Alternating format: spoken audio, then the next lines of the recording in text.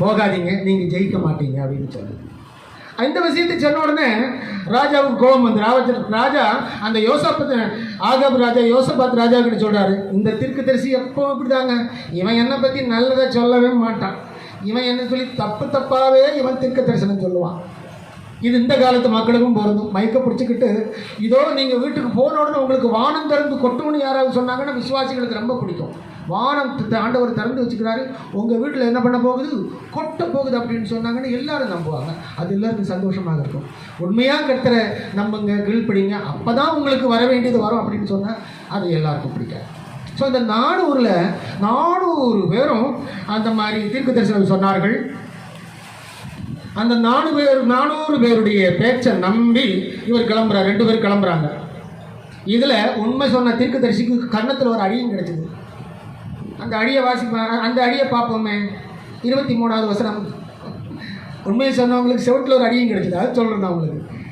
அப்பொழுது கெனன்னாவின் குமாரனாகிய சிதேக்கியா கிட்ட வந்து, ஏன்னா அடித்தவர் அவரும் ஒரு தீர்க்கதரிசி, அந்த 400 பேரில் அவர் ஒருத்தர். அப்பொழுது கெனன்னாவின் குமாரனாகிய சிதேக்கியா கிட்ட வந்து மிகாவாயை கன்னத்தில் அடித்து, கர்த்தருடைய ஆவி எந்த வழியாய் என்னை விட்டு உன்னோட பேசும்படி வந்தது என்று சொல்லி, கன்னத்தில் அடித்த அப்படின்னு இருக்கா, அவர் அந்த அடியும் வாங்கிக்கிட்டார். உடனே ராஜா போகும்போது என்ன சொல்கிறாரு, இந்த இவன் ஒத்தாளி எப்பவும் என்னை பற்றி தப்பாகவே திக்கு தரிசனம் சொல்கிறான், இவனை விடாதீங்க, இவனை பிடிச்சி என்ன பண்ணுங்க, ஜெயிலில் போடுங்க, இவனுக்கு சரியான சாப்பாடெல்லாம் கொடுக்கக்கூடாது, இவனை தூக்கி உள்ளே போடுங்கன்னு சொல்லிட்டு போகிறாரு. பாருங்க. அப்பொழுது இஸ்ரவேலின் ராஜா 25வது வசனத்தை நான் வாசிக்கிறேன். அப்பொழுது இஸ்ரவேலின் ராஜா, நீங்கள் மிகாயாவை பிடித்து அவனை பட்டண தலைவனாகிய ஆமோன் இடத்துக்கும் ராஜகுமாரனாகிய யோவாஸ் இடத்துக்கும் திரும்ப கொண்டு போய் அவனை சிறைச்சாலையிலே வைத்து நான் சமாதானத்தோட திரும்பி வரும் அளவும் அவனுக்கு இடுக்கத்தின் அப்பத்தையும் இடுக்கத்தின் தண்ணீரையும் சாப்பிட கொடுங்கள் என்று ராஜா சொன்னார் என்று சொல்லுங்கள் என்றான்.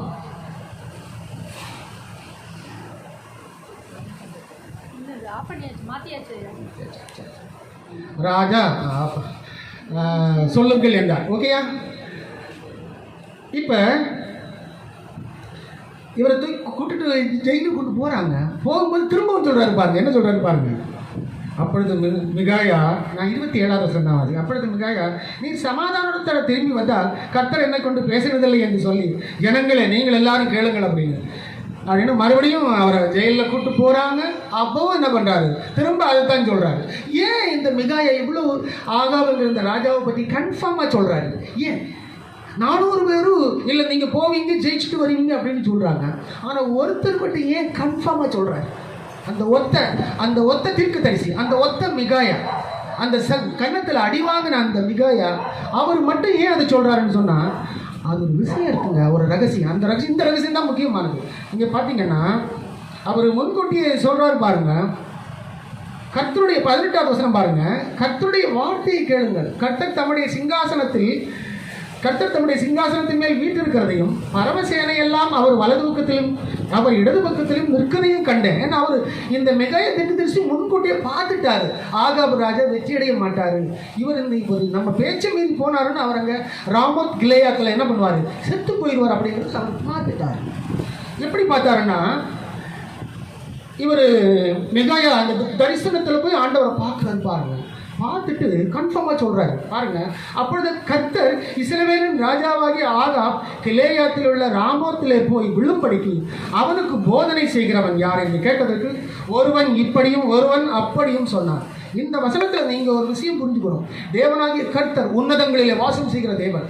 அதனால்தான் தாவீது சொல்றாரு, எனக்கு ஒத்தாசி வரும் பர்வதங்களுக்கு நேராக என் கண்களை ஏறெடுக்கிறேன் என்று சொல்லி தாவீது சொல்றாரு பாருங்க.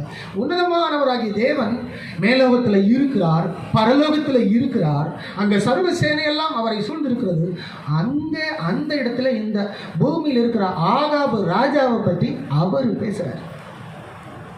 அவர் சொல்றாரு பார்த்தீங்களா, ராஜாவாகிய ஆகாப் கிலேயாத்துள்ள ராமோத்தில் போய் விழும்படிக்கு அவன் அந்த ராஜாக்களோடு கூட அந்த சீரியர்களோடு கூட யுத்தத்துக்கு போகிறதுக்கு அவனை குழப்பி அங்கே கொண்டு போகிறது யார் அப்படின்னு சொல்லி அங்கே பேசுகிறாங்க. பூமியில் இருக்கிற ஒரு ராஜாவை குறித்து கர்த்தர் அங்கே பேசுகிறார். ஏன் தெரியுமா, அவர் இஸ்ரவேலின் ராஜா, அவர் இஸ்ரேலில் இருக்கிறார். இப்போ உங்களை பற்றி பேசுவாரா, பேச மாட்டார், என்னை பற்றி கணக்கு இருக்கா இல்லையா? Yes, God knows very well about you and me. என்ன கர்த்தர், நீங்கள் எல்லாம் சோசன் வெசல்ஸ், தெரிந்து கொள்ளப்பட்ட பாத்திரம், கால்டு ஒன், சோசன் ஒன். பார்த்தீங்களா, நமக்கு இது தெரில, இது இப்போ ஆகாமுக்கும் தெரில, என்ன ஆண்டவர் இப்படி பேசியிருக்கிறார் அப்படின்னு. அப்போ திடீரென்று தேவ சமூகத்தில் ஒரு ஆவி வந்து நிற்கிது பாருங்க. எத்தனாவது வசனம்? அப்பொழுது 20வது வசனம். அப்பொழுது ஒரு ஆவி புறப்பட்டு வந்து கர்த்தருக்கு முன்பாக நின்று நான் அவனுக்கு போதனை செய்வேன் என்றது. எதனால் என்று கர்த்தர் அதை கேட்டார். அப்பொழுது நான் போய் அவனுடைய தீர்க்கதரிசிகளில் எல்லாரின் வாயிலும் பொய்யின் ஆவியாயிருப்பேன். I will be with the prophetic people as a luring spirit அப்படின்னு ஆங்கிலத்தில் இருக்குது. லூரிங் ஸ்பிரிட்னு சொன்னால் என்ன தெரியுமா? பொய்யின் ஆவி, வஞ்சகத்தின் ஆவியா நான் அவங்க கூட இருக்கிறேன். இருந்து நான் என்ன பண்ணுறேன்? ஆகாபுடைய மரணத்துக்கு நான் என்ன பண்ணுறேன்? முடிவு கட்டுறேன், நாள் குறிக்கிறேன் அப்படின்னு சொல்லி அது சொல்லுது. உடனே ஆண்டவர் என்ன சொன்னார்? அந்த ஆவியை நீ போகாது, நீ அப்படியெல்லாம் போகாது அப்படின்னு சொன்னாரா? சொல்லவே இல்லை. அடுத்த வசனத்தை பாருங்க.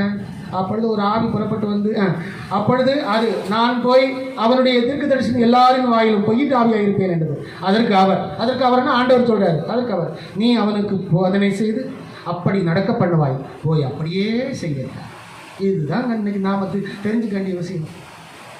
முதலே சொன்ன பார்த்தீங்களா, ஆகாபு ராஜா வந்து ஒரு விக்கெட் கிங், ஒரு பொல்லாங்க, கர்த்தருடைய கட்டளைக்கு கீழ்ப்படியாதவன். ஆனால் அவனுடைய நாள் குறிக்கப்படுது. எப்படி குறிக்கப்படுது பார்த்தீங்களா? மேலே தேவ சமூகத்தில் கர்த்தர் பேசுகிறாரு.